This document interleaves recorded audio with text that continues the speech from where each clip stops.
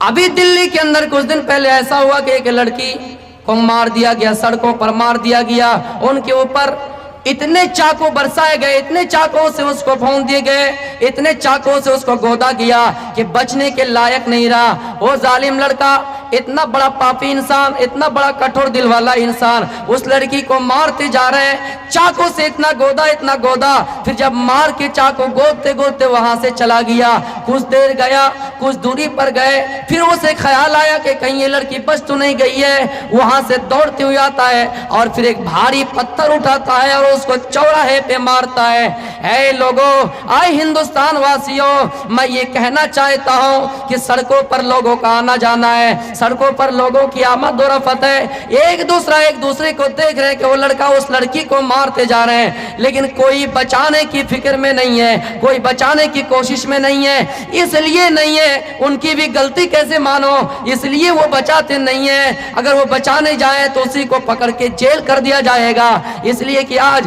جیلوں کے اندر دیکھ لیجئے جو بے قصور لوگوں، جو بے قصور ہے، بے گناہ ہے، ان کو زیادہ تر جیلوں میں ڈالا گیا ہے، اور جو بیچارہ سینہ تان کر لوگوں کے اوپر دن دہاڑے گولی مارتا ہے، جن کے انڈر میں، پولیس کے انڈر میں لوگ ہیں، ان کو مار دیا گیا ہے، لیکن ایسے پاپیوں کو آج کھلے عام چھوڑ دیا گیا ہے۔ وہ انسان ڈرتا ہے کہ اگر میں ان کو بچانے جاؤں تو کہیں ایسا نہ ہو کہ مجھے بھی شوٹ کر دیا جائے اور مجھے بھی جیل کی چکی پیسنا پڑے، اس لیے اس کو مارنے بچانے کے لیے نہیں جاتے ہیں۔ اے لوگوں، ہمارے اس ملک کی حالات کہاں سے کہاں چلی گئی ہے، بدتر حالات ہو گئی ہے، ایک دوسرے کے خون کے پیاسے ہو چکے ہیں، یہ سمجھتے کہ کب کس کو مارا جائے، کب کس کو پیٹا جائے، اور یہ کہتے ہیں کہ دھرم کے نام پر، دھرم کے بنیاد پر ووٹ ڈالا جائے۔ جو خود کنڈکٹر ہے، جو خود اس دیش کو چلانے والے ہیں، جو خود اس دیش کے محافظ ہیں، اس کی زبان سے یہ بات نکلتی ہے، اگر دوسرے دھرم والا بھی یہی جملہ کہے اس کو کتنا برا لگے گا اور یہ دیش کیسے چلے گا۔ میرے پیارے ساتھیوں، جناب محمد الرسول اللہ کو احساس تھا کہ خون کی قیمت کیا ہے، بیٹی کی قیمت کیا ہے۔ آج دیکھ لیجئے ایسی ہمارے سامنے حالتیں پیش آ گئی ہے جن میں لڑکیوں کی کوئی قدر نہیں رہی ہے، یہ ایک دوسرے کو پرمیشن دے رہے ہیں کہ ہاں تم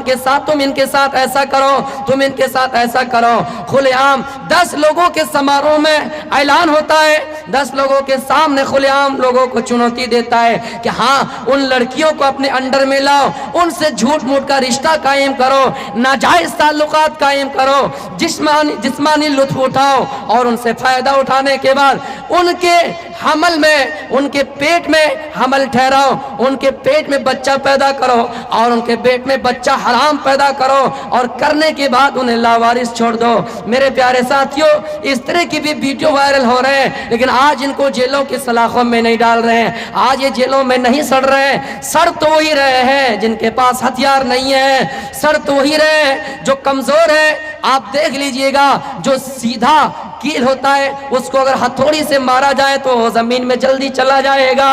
وہ زمین میں جلدی چلا جائے گا، ان کو اگر کاٹ پہ، ان کو اگر تختہ پہ مارا جائے وہ جلدی چلا جائے گا، لیکن جو ٹیڑھا پن ہے اس کو ہزاروں ماریے، ہزاروں پیٹیے، وہ کیل جلدی جائے گا نہیں۔ یہی حال ہے، یہی صورتحال ہے کہ ہم اور آپ جو بھی اس ملک میں اچھا بننے کی کوشش کرتے ہیں اور ملک کو اچھا چلانے کی کوشش کرتے ہیں، انہیں ہی چھوکا جاتا ہے، انہیں ہی مارا جاتا ہے، انہیں ہی پیٹا جاتا ہے۔ اتنا یاد رکھیے گا، جب سلطان محمود غزنوی نے اپنے غلام ایاز سے کہا تھا، او میرے غلام ایاز، تم ایک بات بتاؤ، میں تمہیں ایک کاغذ دیتا ہوں، تم اس کاغذ میں ایسا جملہ لکھو کہ اگر میں خوش رہوں تو غمگین میں بدل جاؤں، غمگین ہو جاؤں، وہ خوشی غم میں بدل جائے، اور اگر غمگین رہو تو خوشی میں بدل جائے، ایک ہی جملہ لکھو، لیکن اس جملے میں دونوں مفہوم آنا چاہیے، اگر میں خوش رہوں تو غمگین ہو جاؤں، اور اگر غمگین رہوں تو خوش ہو جاؤ۔ تو ایاز نے یہ جملہ لکھا تھا کہ یہ وقت بھی گزر جائے گا، یہ وقت بھی گزر جائے گا۔ غلط حکومت کرنے والوں، ایاز کا وہی جملہ سیٹ کھائے گا کہ یہ وقت بھی گزر جائے گا۔ میرے پیارے ساتھیوں، اللہ کے رسول کو قدر تھی کہ ہاں خون کیا ہے، محبت کیا ہے، رشتہ کیا ہے۔ اللہ کے رسول نے ایسے نہیں کہا کہ صلہ رحمی کرو، صلہ رحمی کرنے سے عمر میں بڑھوتری ہوتی ہے، آپس میں محبت پیدا ہوتی ہے، ایک دوسرے کے اوپر مہربان ہوتا ہے، کوئی کسی کے خون کے حریص نہیں ہوتے ہیں، لالچ نہیں کرتے ہیں ہاں کسی کو مار دیا جائے۔ میرے پیارے ساتھیوں، یہ ملک ہمارے بہت غلط سمت کی طرف جا رہے ہیں۔ ہمیں اور آپ کو اللہ تعالیٰ سے دعا کرنی چاہیے کہ اللہ تعالیٰ ان لوگوں کو عقل سلیم عطا فرما اور ان لوگوں کی عقل کو ٹھکانے پہ رکھ۔ میرے پیارے ساتھیوں، آپ واقعی رحم دل تھے، اس لیے آپ نے خون کی قدر بتلائے، اور اللہ تعالیٰ نے کتنا بڑا جملہ استعمال کیا جو آپ کو دنیا کی کسی اور خطابوں میں یہ سب جملہ نہیں ملے گا، کہ جس نے ایک منصوں کو قتل کیا، ایک انسان کو قتل کیا، گویا کہ وہ پوری دنیا کے انسان کو قتل کیا، اور ایک انسان کو بچایا تو پوری دنیا کے انسان کو بچایا۔ یہ پیغام دینا چاہتا ہے کہ یہ نہ کہیں جس طرح آج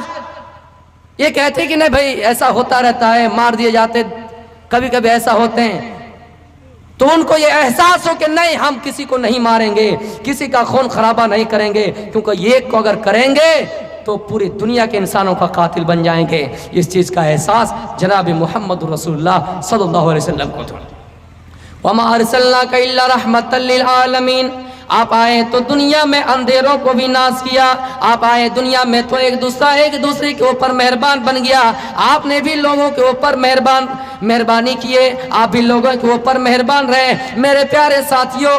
اللہ کے رسول آنے سے پہلے لوگوں کا عقیدہ اتنا بگاڑ چکا تھا، جس کو بیدوں میں کہا آکیا ہے تو کرت محمدہ اندھی کارم ناسم بدھائم۔ محمد آنے سے پہلے دنیا اندھیرا ہی اندھیرا، دنیا میں اندھیرا ہی اندھیرا تھا، لیکن جب آپ آئے تو یہ اندھیرا ختم ہو گیا، یہ برائی چھٹ گئی، یہ برائی ختم ہو گئی، آپ نے اندھیروں کو ناش کر دیا۔ لوگوں کے اندر اتنی برائیاں پھیل گئی تھی کہ لوگ ایک دوسرے کو قتل کرتے تھے، مارتے تھے، زندہ معصوم لڑکیوں کو مارا کرتے تھے، لیکن انہیں احساس نہیں ہوتا تھا ہم اور آپ کتنا ہی بڑا ظالم بن جائیں، کتنا ہی بڑا خطرناک اور گنہگار اور پاپی بن جائیں، لیکن ہم یہ نہیں کہیں گے کہ ہاں ہم شراب پی رہے ہیں تو ٹھیک کر رہے ہیں، ہم اپنی بچیوں کو مار رہے ہیں تو ٹھیک کر رہے ہیں۔ ہاں اگر مارنے کی نوبت بھی آ جائے پھر بھی ہم تصور کرتے نہیں ہم غلط کر رہے ہیں، لیکن زمانہ جاہلیت میں اس چیز کو فخر سمجھتے تھے، اس چیز پر لوگ غرور کرتے تھے، گھمنڈ کرتے تھے کہ نہیں ہم نے اپنی معصوم بچیوں کو قتل کر دیا ہے۔ میرے پیارے ساتھیوں، اس چیز کو ختم کرنے والا اور دنیا کو اجاگر کرنے والا، دنیا میں انقلاب پیدا کرنے والا، دنیا میں روشنی لانے والا، ان تاریکیوں کو ختم کرنے والا اگر کوئی ہے تو جناب محمد رسول اللہ ہے۔ اس منتر نے صاف کلیئر کہہ دیا کہ آپ ایسے لوگوں میں آئیں گے جن کے درمیان اندھیرا پھیل چکا ہوگا، جن کے درمیان اندھیری رہیں گی، لوگ برائی میں ملبس رہیں گے اور برائی کرتے وقت اس کو احساس نہیں ہوگا اور اس پر وہ غرور کریں گے۔ آج دیکھ لیجئے، بہن سے لوگ رشتہ کر لیتا ہے، چچیری بہن سے رشتہ کرتا ہے، بھابھی کے ساتھ رشتہ کرتا ہے، چاچی کے ساتھ غلط کرتا ہے، لیکن کرنے کے بعد وہ احساس کرتا ہے۔ لیکن زمانہ جاہلیت کی رسم سنیے میرے بھائیوں، جب کسی کا باپ انتقال کر جاتا، جب کسی کے والد انتقال کر جاتے، اس کی ماں اگر اپنے بیٹے کو خوبصورتی لگتی، اگر بیٹے کو اپنی ماں خوبصورتی لگتی تو وہ بیٹا جلدی سے چادر اٹھاتا اور اپنی ماں کے گلے میں ڈال دیتا، ماں کے سر میں ڈال دیتا اور یہ کہتا اے عرب والو، اے ملک والو، اے باشندے والو، سنو آج کے بعد سے یہ میری ماں نہیں ہے، میرا اشارہ یہ ہے کہ یہ میری بیوی بن گئی ہے، تمہیں انہیں نکاح کا پیغام نہ دینا، تم انہیں نکاح کا رشتہ نہ جوڑنا، تم انہیں نکاح کا خط نہ دینا، آج کے بعد سے یہ میری ماں ہے۔ اتنی بڑی جہالت کہ لوگ اپنے باپ کے انتقال کے بعد اپنی ماں سے نکاح کر لیتے تھے اور اس چیز کو فخر سمجھتے تھے کہ ہاں میں نے اپنی ماں کو کسی کے نکاح میں نہیں دیا۔ لوگوں میں اتنا جوا کھیلا جاتا، اتنا کھیلا جاتا، دنیا میں آپ دیکھ لیجئے سب سے زیادہ انسان اپنی بیوی سے محبت کرتا ہے،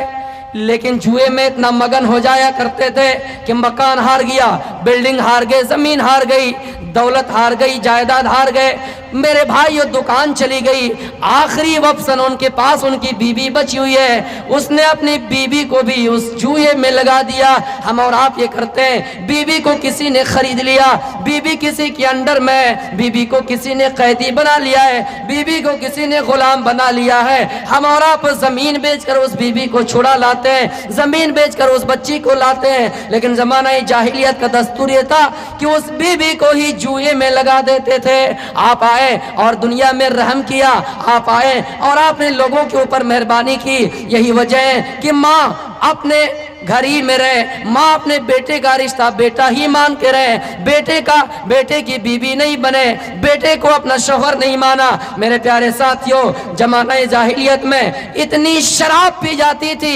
इतनी शराब पी जाती थी कि लोग शराब के मदोस में इतना काम किया करते थे कि जब शराब पीकर मदोस हो जाया करते, बेहोश हो जाया करते, तो बीवी के बजाय अपनी बेटी से मुंह काला किया करते थे, अपनी बेटी के हाथ पकड़ लेते थे। इन चीजों को खत्म करने वाला, इन चीजों को बंद करने वाला कोई और हस्ती नहीं, जनाब मोहम्मद रसूलुल्लाह सल्लल्लाहु अलैहि वसल्लम है।